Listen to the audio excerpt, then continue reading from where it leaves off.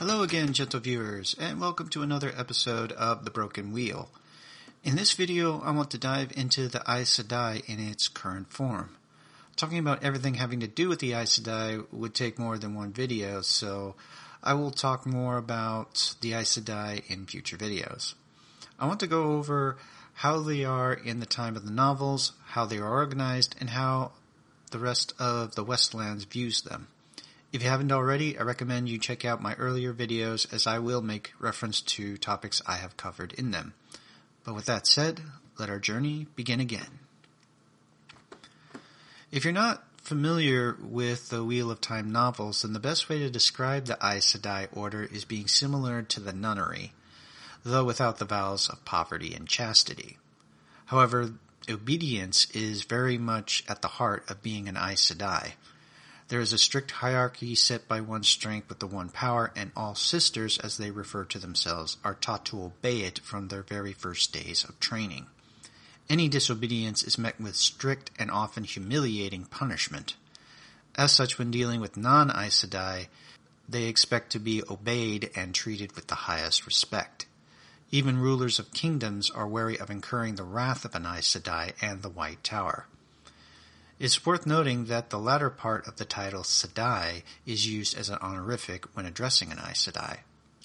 The only way to really tell if a woman is Aes Sedai is to recognize the ageless quality of their faces that comes with the longevity of being able to channel. Most will not be able to notice this unless they have spent some time among Aes Sedai. The only other indication that a woman is a sister is the Great Serpent Ring.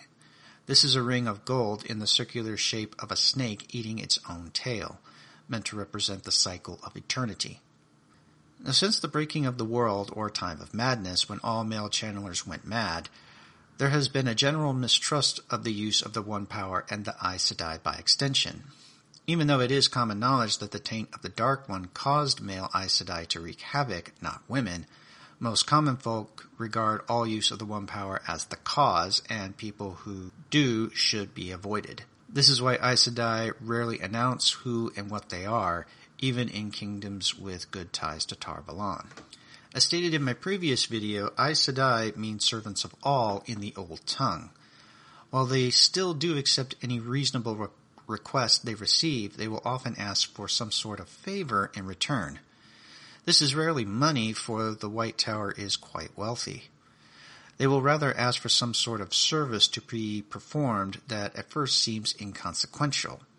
However, later on, the true impact of these favors will become clear, leaving most realizing they agreed to far more than they bargained for. This has led to even those that are friendly with Aes Sedai not wanting anything to do with their affairs. In fact, being indebted to an Aes Sedai is seen as being akin to being involved with the mob. The Aes Sedai are extremely secretive even with their allies. In fact, the White Tower is home to many levels of secrets, from the Aes Sedai order as a whole all the way down to individual sisters having their own private agendas. The White Tower has Aes Sedai advisors in every ruling court, in addition to several networks of informants all across the Westlands. As such, the Aes Sedai exercise major political influence outside of its home city of Tar Valon, even in those kingdoms that are openly hostile towards them. This self-serving behavior is rationalized with the philosophy that what is good for the White Tower is ultimately good for all. In an attempt to lighten the distrustful image of the White Tower, roughly 2,000 years ago, all Aes Sedai were bound by the 3 oaths, which they cannot knowingly break. I will get into how that is done later in the video. First, to speak no word that is not true. Second, to make no weapon for which one man may kill another. Third, never to use the One Power as a weapon except against dark friends or shadow spawn, or in the last extreme defense of her life, the life of her warder, or another Aes Sedai. In spite of the intent of the 3 oaths, mistrust still persists. Part of Aes Sedai training is learning to circumvent the first oath by use of double entendres and open-ended statements. There does seem to be some wiggle room in the first oath for sarcasm, obvious untruths, and platitudes. Though the second oath prevents Aes Sedai from using the one power to forge weapons, there are still a rare few still left in the world. All Aes Sedai belong to one of the 7 Ajahs. Each Ajah has a role or duty in the Aes Sedai order, as well as its own rules, traditions, and weaves known only to them. The inner dealings of the Ajahs is kept secret from the other Ajahs, as well as whom is amongst its leadership. They are each designated by a color: brown, yellow, green, white, blue, red, and gray. There are hushed rumors that are never spoken openly that a black Ajah exists of Aes Sedai that secretly serve the Dark One. The Browns are the scholars of the Aes Sedai and, as such, spend most of their time in research. They rarely leave Tar Valon, doing so only when the pursuit of knowledge demands it. The head of the Brown Ajah is known as the First Chair.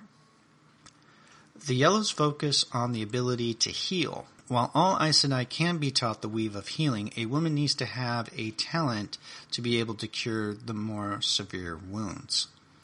The head of the Yellow Ajah is known as the First Weaver. The Green Ajah, also sometimes called the Battle Ajah, trained to use the One Power as a weapon to combat Shadow Spawn. They stand ready to fight the last battle against the Dark One, and as such are the most welcome in the northern borderlands. They are seen as the most liberal of Aes Sedai, for they are the most likely to share company with men. While most Aes Sedai believe that a sister should only bond one warder, the Greens believe in bonding as many as they like. They are also the only Ajah that get married, though this is rare. The head of the Green Ajah is known as the Captain General. The Whites embrace impartial logic and tend to be the arbitrators of the Aes Sedai. However, their rejection of emotion and the world at large leave most who meet them with the impression that they are uncaring and cold. Perhaps that is the reason the White Ajah is also the smallest. The head of the White Ajah is known as the First Reasoner. Officially, the Blues are the most dedicated to the pursuit of justice and saving the world. Unofficially, they handle the bulk of the White Tower's intelligence gathering, having the largest network of informants among all Aes Sedai. They are also the most likely to involve themselves in political intrigue, resulting in them being the most worldly of Ajahs. The head of the Blue Ajah is known as the First Selector. The Reds are the enforcers of the Aes Sedai and the largest Ajah. They are responsible for retrieving women that run away from the tower, as well as hunting down any man that can channel. Reds are also the most conservative of Aes Sedai and have an open hostility for all men. As such, Reds do not bond warders. Though they have a well-earned reputation for ruthlessness, I would argue that they have the most difficult job compared to other Ajahs. Now you might be thinking, what about the Greens? While it is true that the Greens' duty of combating the Dark One is very dangerous, you gotta think back to the 3 oaths.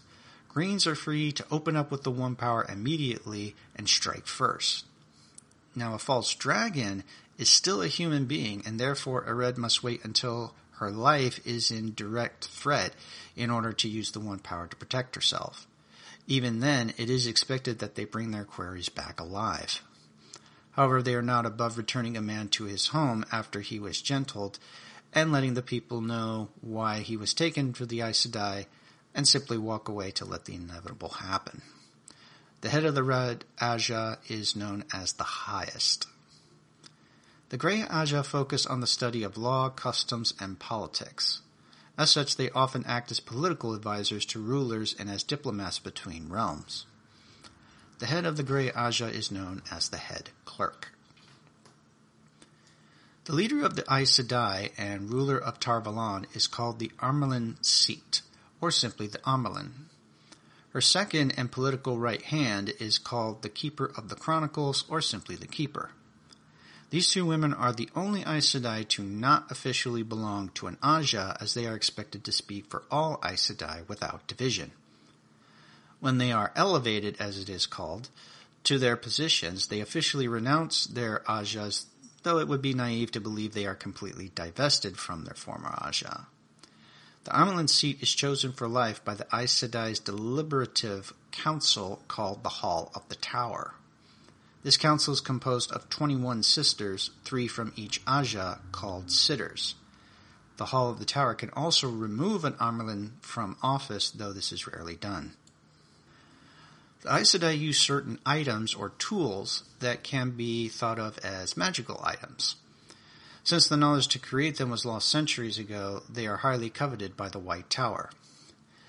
They fall into 2 basic types. The first are ones that allow a channeler to safely channel more of the one power than they normally could.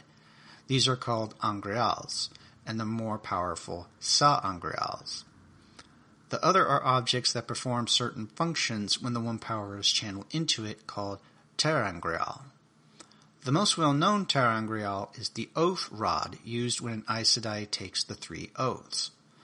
A weave of spirit is channeled into the rod, and any oath sworn while holding it cannot be broken. So I hope you've enjoyed this video and found it informative. As always, if you like this content, please consider dropping a like or subscribing to help the channel grow. Consider leaving a comment if you have a topic that you'd like me to cover in future videos, or you have something you want to discuss. Until the next time, may the light be with you.